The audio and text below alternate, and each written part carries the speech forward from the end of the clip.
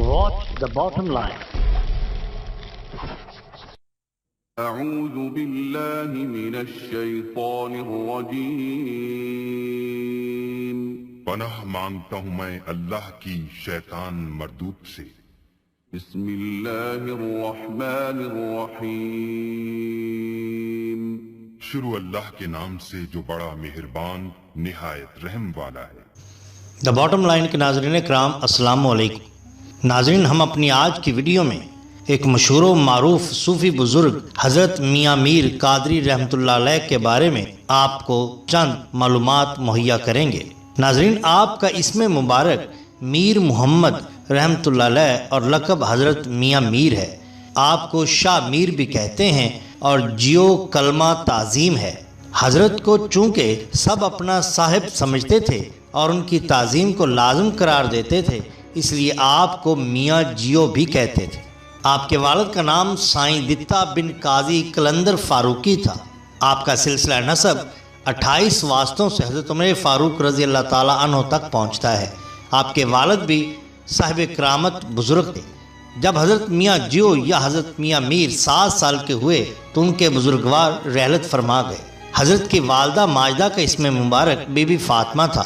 آپ قاضی قادن کے دختر نیک اختر تھی، جن کا شمار زمانے کے انتہائی اعلیٰ علماء اور فضلاء میں ہوتا تھا۔ انہوں نے ترک و تجرید اختیار کر کے گوشہ نشینی اختیار کی اور ریاضت و مجاہدہ کے بعد ولایت کے مرتبے پر پہنچے۔ حضرت کی والدہ ماجدہ نے طریقہ شغل اپنے والد بزرگوار سے سیکھا تھا۔ وہ اپنے وقت کی رابعہ تھی۔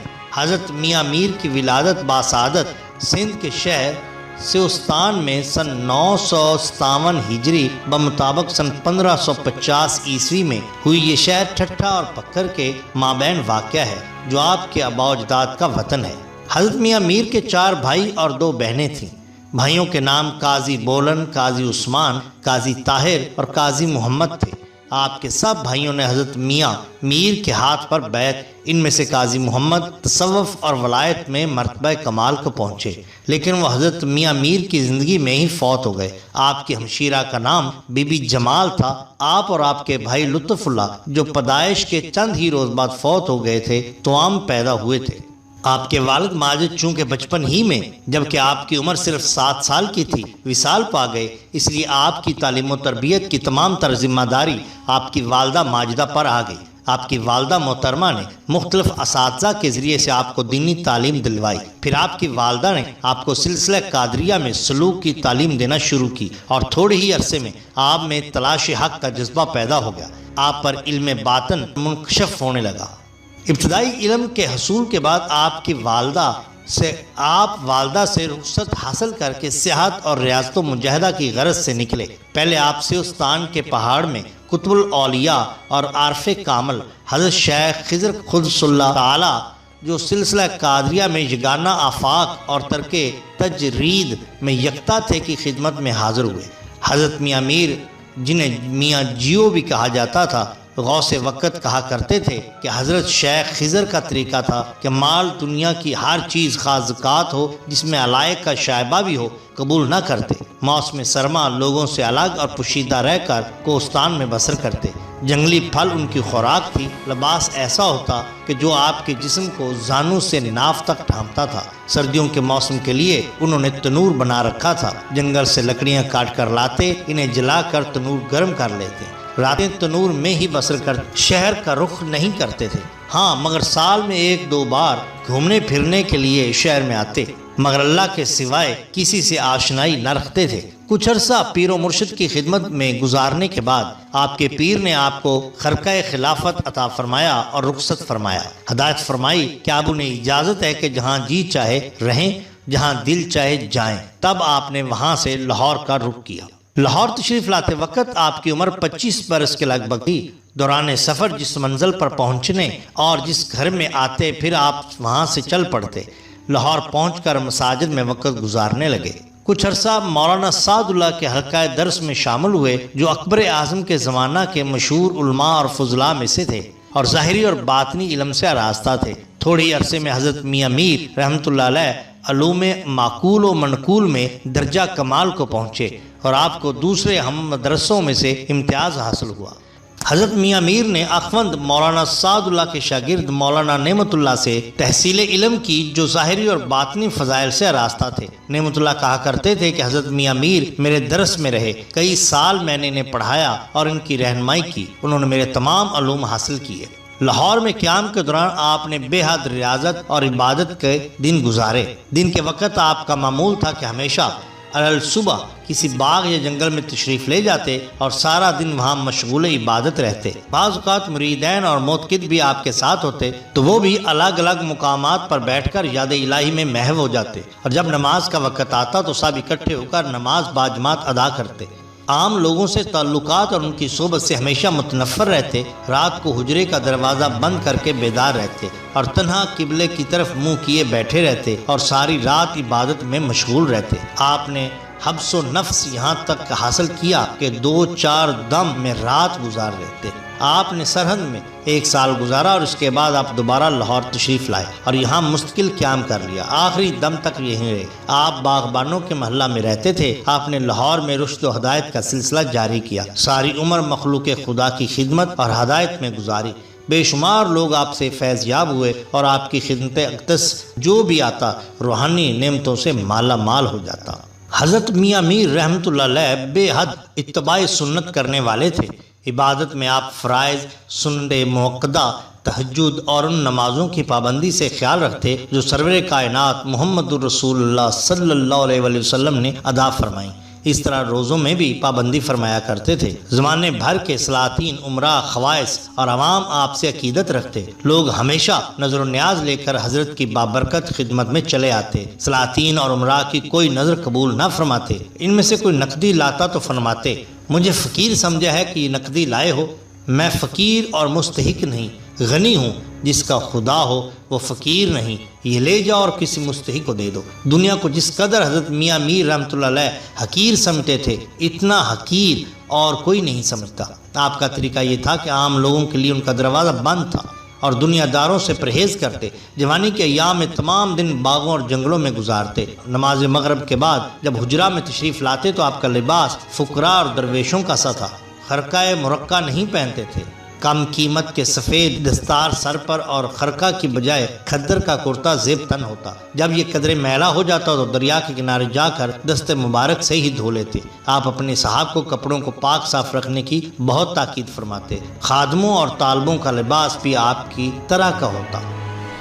ناظرین اکرام، اب ہم حضرت میاں میر کی کچھ کرامات آپ کے سامنے پیش کرتے ہیں۔ دارالشکوہ نے سکینۃ الاولیاء میں لکھا ہے کہ میں نے شیخ عبد الواحد بنیانی کو، جو کہ حضرت کے مرید تھے اور 1 سال انہوں نے حضرت کی باسعادت خدمت میں گزارا تھا، کہا کہ آپ اتنی مدت خدمت میں رہے، ہمیں حضرت کی کچھ کرامات بتائیے۔ وہ بولے آپ کی کرامتیں حد سے زیادہ ہیں، بس یہ سمجھیے کہ جیسا آپ فرماتے تھے ویسا ہو جاتا۔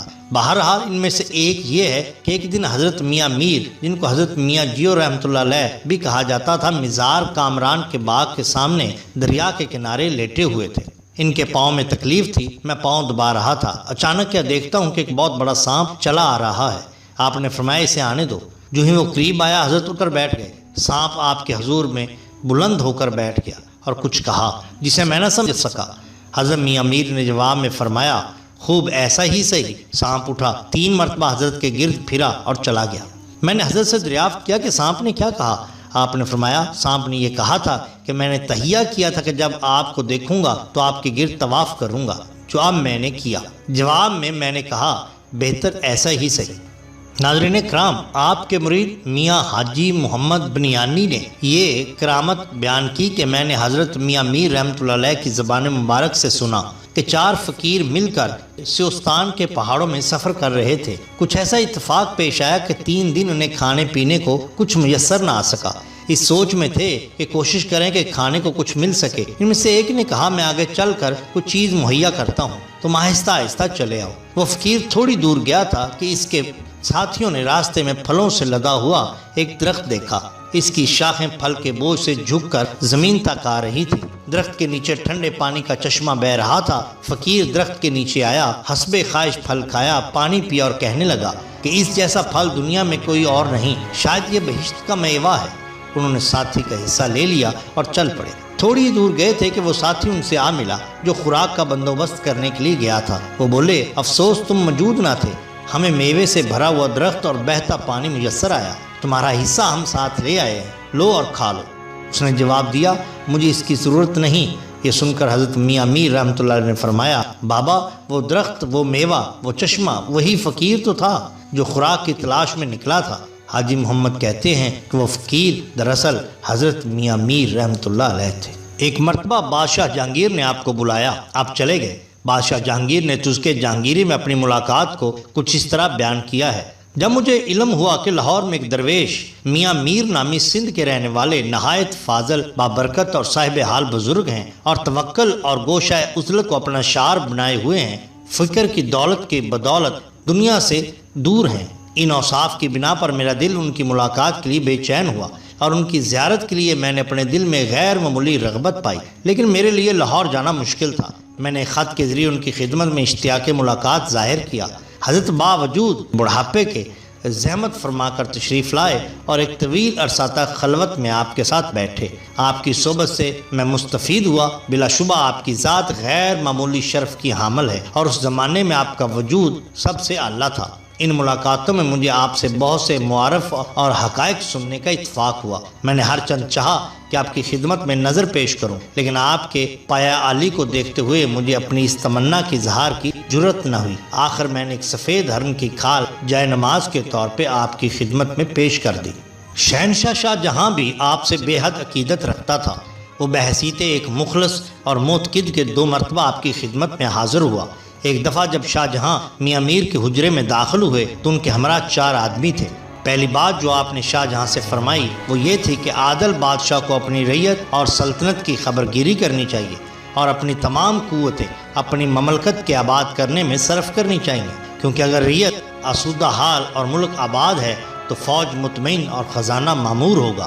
شاہ جہاں آپ کے ارشادات اور شخصیت سے اس قدر متاثر ہوئے کہ ہمیشہ کہا کرتے تھے، ترک و تجرید میں میں نے میاں میر جیسا کوئی درویش نہیں دیکھا۔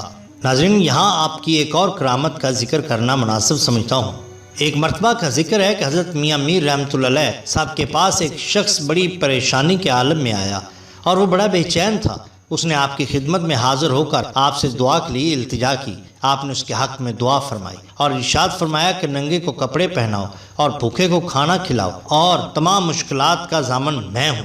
وہ شخص یہ فرمان سن کر وہاں سے چلا گیا۔ راستے میں اسے ایک بھوکا شخص ملا۔ اس نے اسے اپنی انگوٹھی دیتے ہوئے کہا کہ کھانا کھا لینا۔ تھوڑا سا آگے گیا تو اسے چند ننگے آدمی دکھائی دیے، ان کو اس نے کپڑے پہنا دیے۔ اس کے بعد وہ اپنے گھر کی طرف جا رہا تھا کہ راستے میں اسے ایک آدمی اپنے گھر کی طرف سے آتا ہوا نظر آیا۔ اس نے سوچا کہ شاید یہ آدمی بیمار کے مرنے کی خبر لے کر آیا ہے، مگر جب اس سے ملا تو اس نے بیمار کے تندرست ہو جانے کے بارے میں بتایا۔ چنانچہ وہ خوشی خوشی گھر پہنچا اور گھر جا کر حلوہ بنایا اور تھالوں میں بھر کر نقدی کے ساتھ حضرت میاں میر رحمۃ اللہ علیہ کے خدمت میں حاضر ہوا۔ آپ نے اس سے فرمایا، یہ حلوہ کیسا اور یہ رقم کس لیے لائے ہو؟ کہنے لگا کہ کل آپ نے فرمایا تھا کہ بھوکے کو کھانا کھلاؤ اور ننگے کو کپڑے پہنا دو، تمہاری ہر مشکل کا ضامن میں ہوں۔ میں نے آپ کے فرمان کے مطابق عمل کیا اور آپ کی دعا کی برکت سے بیمار تندرست ہو گیا، اس لیے یہ حلوہ اور یہ نقد حاضر خدمت ہے، آپ قبولیت کا شرف بخشیں۔ حضرت میاں میر رحمۃ اللہ علیہ نے حلوہ قبول فرما کر اسی وقت درویشوں میں تقسیم فرما دیا اور نقد رقم اسے واپس کرتے ہوئے فرمایا کہ اس کو اپنی ذات پہ خرچ کر لو۔ یہ واقعہ دارالشکوہ نے اپنی مشہور کتاب سکینۃ الاولیاء میں درج کیا ہے۔ کہا جاتا ہے کہ ایک مرتبہ ایک شخص حضرت میاں میر رحمۃ اللہ علیہ کی خدمت میں آیا اور عرض کی کہ میرا بیٹا نزع کی حالت میں ہے، یہ امید لے کر آیا ہوں کہ آپ توجہ فرمائیں گے۔ حضرت نے جب اس کی گھبراہٹ اور پریشانی دیکھی تو ان پر استغراق کی کیفیت طاری ہوئی۔ تھوڑی دیر بعد اس کیفیت میں کچھ کمی واقع ہوئی تو آپ نے پانی کا پیالہ طلب کیا، اس پر دعا پڑی اور اس شخص کو دیا کہ اسے لے جائے اور اپنے بیٹے کو پلا دے۔ جب وہ پانی اسے پلایا تو اسے شفا ہو۔ پھر وہی شخص اپنے بیٹے کے ہمراہ حضرت کی خدمت میں حاضر ہوا اور عرض کی کہ یہ 7 سال کا ہو گیا ہے لیکن گونگا ہے، بول نہیں سکتا۔ حضرت میاں میر رحمۃ اللہ علیہ نے اس لڑکے کو فرمایا، کہو بسم اللہ الرحمن الرحیم۔ آپ کا یہ فرمانا تھا کہ لڑکے کی زبان کھل گئی، اس کا گونگا پن جاتا رہا۔ پھر یہ بھی کہ تھوڑی ہی مدت میں اس نے قرآن شریف حفظ کیا۔ حضرت نے اس پر یہ عنایت بھی کی کہ وضو کرتے ہوئے جس رومال سے ہاتھ اور منہ پونچھتے وہ اسی کو دے دیا اور فرمایا جس وقت کوئی بیماری تمہارے بیٹے کو لاحق ہو یہ رومال اس کے سر پر لپیٹ دینا، خدا شفا دے گا۔ اس شخص نے اس عطیہ کو عطیہ مقدس سمجھا اور رومال کو سر آنکھوں پر لگا کر لے لیا۔ ناظرین، یہی رومال آج تک اس نسل میں موجود ہے اور وہ اس سے فیض یاب ہو رہے ہیں۔ ناظرین اکرام، حضرت میاں میر رحمۃ اللہ علیہ نے لاہور میں 60 سال گزارے، بیمار ہوئے اور آخر سن 1045 ہجری کو آپ اس دنیا سے چلے گئے۔ وصال کے وقت آپ کی عمر 88 سال تھی۔ وفات سے ایک روز پہلے نواب وزیر خان حاکم صوبہ پنجاب آپ کی عیادت کے لیے آیا اور بڑی مشکل سے حضرت کے حجرے میں جگہ ملی، لیکن دوسرے روز حضرت کا انتقال ہو گیا۔ تمام رؤساء اور علماء نے آپ کے جنازے میں شرکت کی۔ آپ کی وصیت تھی کہ جہاں ہمارے دوست میاں نتھا دفن ہے وہیں ہمیں دفن کرنا، چنانچہ آپ کو اسی مقام پر دفن کیا گیا جہاں آپ کا مزار اقدس ہے۔ ناظرین اکرام، اگر آپ کو ہماری یہ ویڈیو پسند آئی ہو تو لائک کیجئے، سبسکرائب کیجئے ہمارے چینل دا باٹم لائن کو، تاکہ ہم آپ کے لیے اور بھی بہترین ویڈیوز لا سکیں۔ اپنے دوستوں کا، گرد و نواح کے لوگوں کا بہت خیال رکھیے۔ اللہ اور اللہ کے رسول صلی اللہ علیہ وسلم سے بے حد محبت کیجئے۔ آپ کا بہت شکریہ۔ اللہ حافظ۔